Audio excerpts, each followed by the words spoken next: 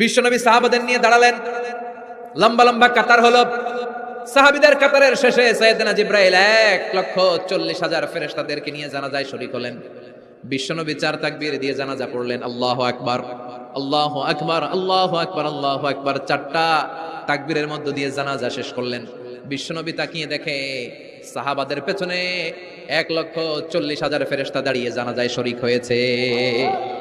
বিশ্বনবী বললেন, জিবরাইল, কোনদিন তো এত ফেরেশতা নিয়ে কারো জানাজায় শরীক হতে দেখি নাই। ঘটনা কি? কি এমন আমল ছিল আমার মুয়াবিয়ার, যে আমলের কারণে মুয়াবিয়ার নামটা আল্লাহর আরশে চলে গিয়েছে? উঠতে বসতে চলতে ফিরতে সব সময় আপনার এই সাহাবী পড়তে থাকতো, কুল হুয়াল্লাহু আহাদ, আল্লাহুস সামাদ, লাম ইয়ালিদ ওয়া লাম ইউলাদ ওয়া লাম ইয়াকুল লাহু কুফুয়ান আহাদ। পড়েন সুবহানাল্লাহ। বিশ্বনবী সাহাবাদের নিয়ে দাঁড়ালেন, লম্বা লম্বা কাতার হলো। সাহাবীদের কাতারের শেষে সাইয়েদনা জিবরাইল 1,40,000 ফেরেশতাদেরকে নিয়ে জানাজায় শরীক হলেন।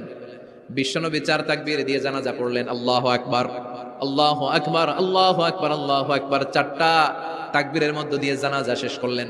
বিশ্বনবী তাকিয়ে দেখে সাহাবাদের পেছনে 1,40,000 ফেরেশতা দাঁড়িয়ে জানাজায় শরীক হয়েছে। বিশ্বনবী বললেন, জিবরাইল, কোনদিন তো এত ফেরেশতা নিয়ে কারো জানাজায় শরীক হতে দেখি নাই। ঘটনা কি? কি এমন আমল ছিল আমার মুয়াবিয়ার, যে আমলের কারণে মুয়াবিয়ার নামটা আল্লাহর আরশে চলে গিয়েছে? উঠতে বসতে চলতে ফিরতে সব সময় আপনার এই সাহাবী পড়তে থাকতো, কুল হুয়াল্লাহু আহাদ, আল্লাহুস সামাদ, লাম ইয়ালিদ ওয়া লাম ইউলাদ ওয়া লাম ইয়াকুল লাহু কুফুয়ান আহাদ। পড়েন সুবহানাল্লাহ।